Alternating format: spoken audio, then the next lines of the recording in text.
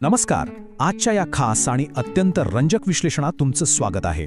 आज आपण एका अशा विषयावर बोलणार आहोत जो थेट आपल्या मनाशी आणि मानवी मानसिकतेवर प्रभाव पाडण्याशी जोडलेला आहे. आपण एका अशा पिचची किंवा वक्तृत्वाची अक्षरशः चिरफाड करणार आहोत ज्याचा मुख्य उद्देश ऐकणाऱ्याच्या मनात एक विशिष्ट विचार अगदी खोलवर रुजवणे आणि त्याला भुरळ घालणे हा आहे. एखाद्या उत्पादनाची अत्यंत आकर्षक आणि हवीहवीशी वाटणारी मांडणी करण्यासाठी शब्दांची जादू कशी वापरली जाते. चला तर मग अजिबात वेळ न दवडता थेट या विषयात शिरूया. आता डेव्ह रेकर यांचं हे विधान जरा लक्ष देऊन ऐका. ते म्हणतात, तुम्ही या गोष्टीत इतके पारंगत व्हाल की हे तुमच्यासाठी एका नवीन आयुष्यासारखे असेल. बापरे, किती मोठं आणि धाडसी विधान आहे हे, नाही का? एक संपूर्ण नवीन आयुष्य. कोणतीही सुरुवात करताना एवढा मोठा आश्वासन दिलं तर साहजिकच ऐकणाऱ्याचं लक्ष पूर्णपणे वेधून घेतलं जातं.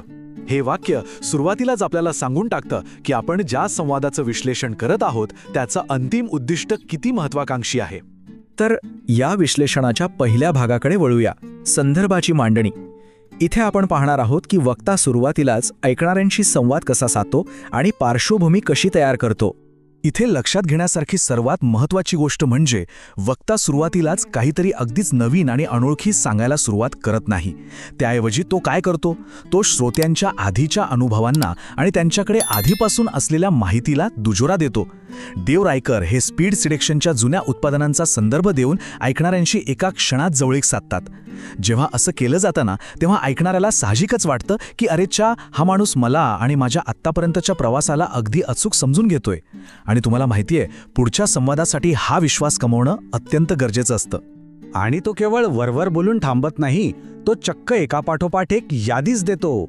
जसं की प्राथमिक होम स्टडी कोर्सेस, काही प्रगत कोर्सेस आणि प्रत्यक्ष उपस्थितीत होणारे थेट सेमिनार्स. हे असं का? कारण यामुळे ऐकणाऱ्याचा आत्तापर्यंतचा शिकण्याचा प्रवास सार्थ ठरतो. त्यांना वाटायला लागतं की हो, मी आधीच खूप काही साध्य केलंय. नवीन आणि कदाचित थोड्या कठीण संकल्पना मांडण्यापूर्वी श्रोत्यांच्या मनात असा आत्मविश्वास निर्माण करणं हा खरोखरच एक मास्टर स्ट्रोक आहे. आता येऊया दुसऱ्या भागाकडे, माहितीच्या अतिरिक्त भडीमाराची समस्या आणि संवादात एक पोकळी कशी निर्माण केली जाते ते पाहूया.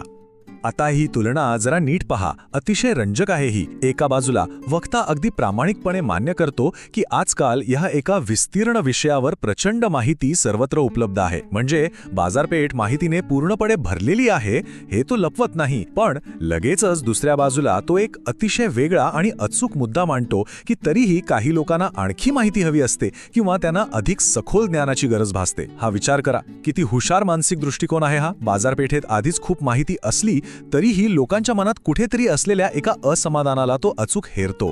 आणि म्हणूनच हे पुढचं विधान इतकं प्रभावी ठरतं. तो म्हणतो, त्यांना ही माहिती एकत्रित करून वेगळ्या पद्धतीने समजावून हवी असते, जेणेकरून त्यांना खरोखर मदत होईल. अगदी याच क्षणी वक्ता आपलं नवीन उत्पादन केवळ आणखी एक माहिती देणारा कोर्स म्हणून सादर करत नाहीये, तर तो त्याला एक अत्यावश्यक दुवा किंवा एक नवा मार्ग म्हणून समोर ठेवतो. तो अप्रत्यक्षपणे सांगतोय की तुमच्याकडे सर्व माहिती आहे हे मला मान्य आहे, पण ती नेमकी वापरायची कशी हे मी एका नव्या आणि अत्यंत सोप्या पद्धतीने सांगणार आहे. वळूया तिराऱ्या भागाकडे, माइंड टेक्नॉलॉजीचं एकत्रीकरण. इथे आपण पाहणार आहोत की प्रत्यक्ष कार्यपद्धतीची रचना कशी केली जाते. आता इथे वापरलेल्या तंत्रज्ञान किंवा टेक्नॉलॉजीज या शब्दाची व्याख्या जरा काळजीपूर्वक पहा. आपण सहसा तंत्रज्ञान हा शब्द ऐकला की आपल्या डोळ्यासमोर काय येतं? मोबाईल, कॉम्प्युटर किंवा एखादं डिजिटल हार्डवेअर, बरोबर?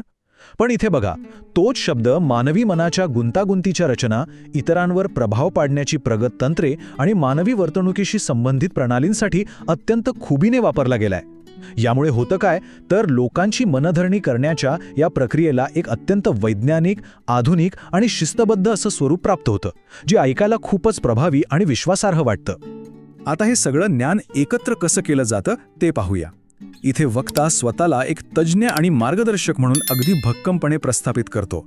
तो ऐकणाऱ्यांना सांगतो की हा ऑडिओ कोर्स म्हणजे काही फक्त पुस्तकांचं वाचन नाहीये, तर तो त्याच्या अनेक वर्षांच्या सखोल कामाचा आणि अनुभवाचा अर्क आहे, ज्याचं मुख्य लक्ष मानवी मनावर आणि लोकांवर प्रभाव पाडण्याच्या शास्त्रावर आहे. हे सगळं ऐकल्यावर साहजिकच असं वाटायला लागतं की आपण काहीतरी अत्यंत मौल्यवान आणि वैज्ञानिकदृष्ट्या सिद्ध केलेली माहिती मिळवतोय. आणि आता आपण आलो आहोत चौथ्या आणि सर्वात महत्त्वाच्या भागावर, परिवर्तनाचं आश्वासन म्हणजेच अंतिम हमी. यशासाठी आवश्यक असलेल्या या अटी जरा बारकाईने पहा. कोर्स पूर्ण करणं, त्यात सांगितलेल्या सर्व गोष्टी लक्षपूर्वक शिकणं, दिलेल्या व्यायामांचा सातत्याने सराव करणं आणि शेवटी त्या ज्ञानाला स्वतःच्या व्यक्तिमत्वाचा एक अविभाज्य भाग बनवणं. याचा खरा अर्थ काय होतो माहितीये? इथे वक्ता अतिशय चतुराईने यशाची संपूर्ण जबाबदारी स्वतःच्या खांद्यावरून काढून थेट ग्राहकांवर टाकतोय. म्हणजे थोडक्यात काय, जर तुम्हाला अपेक्षित यश मिळालं नाही तर त्यात या उत्पादनाचा कोणताही दोष नाही. त्याचा सरळ अर्थ असा होतो की तुम्ही या अटी पूर्ण करण्यासाठी पुरेशी मेहनतच घेतली नाही. मास्टरमाइंड नाही का? पण जेव्हा या सर्व कठीण अटी खरोखर पूर्ण केल्या जातात तेव्हा मिळणारे अंतिम बक्षीस काय असेल? तर एक संपूर्ण नवीन आयुष्य. हे या संपूर्ण सादरीकरणाचं, या पिचचं सर्वोच्च शिखर आहे. विचार करा, कोणत्याही व्यक्तीला त्याच्या सध्याच्या परिस्थितीमधून बाहेर पडून आपलं आयुष्य संपूर्णपणे बदलून टाकण्याचं आश्वासन हे मानसिकदृष्ट्या किती आकर्षक आणि मोहक वाटत असेल. हेच ते अंतिम वचन आहे जे लोकांना या संपूर्ण प्रक्रियेवर डोळे झाकून विश्वास ठेवण्यास आणि त्वरित कृती करण्यास भाग पाडतं. तर आजच्या या सखोल विश्लेषणाच्या शेवटी एक अतिशय महत्त्वाचा प्रश्न उभा राहतो. स्वविकासाच्या उत्पादनांच्या मार्केटिंगमध्ये संपूर्ण नवीन आयुष्याची ही आश्वासने इतकी प्रभावी का ठरतात, यावर नक्की विचार करा. आपण आज ज्या संवाद कौशल्याचे, शब्दांच्या रचनेचे आणि मानवी मनावर भुरळ घालणाऱ्या पद्धतींचे विश्लेषण केले, ते केवळ एका विशिष्ट उत्पादनांपुरते मर्यादित नाहीये, तर ते आपल्या रोजच्या जीवनातील मानवी मानसशास्त्राचे आणि संवादाचे एक अत्यंत उत्तम उदाहरण आहे. मला खात्री आहे की आजचं हे विश्लेषण तुम्हाला नक्कीच एका वेगळ्या दृष्टिकोनातून विचार करायला लावेल. या रंजक प्रवासात सहभागी झाल्याबद्दल खूप खूप धन्यवाद. लवकरच पुन्हा भेटूया.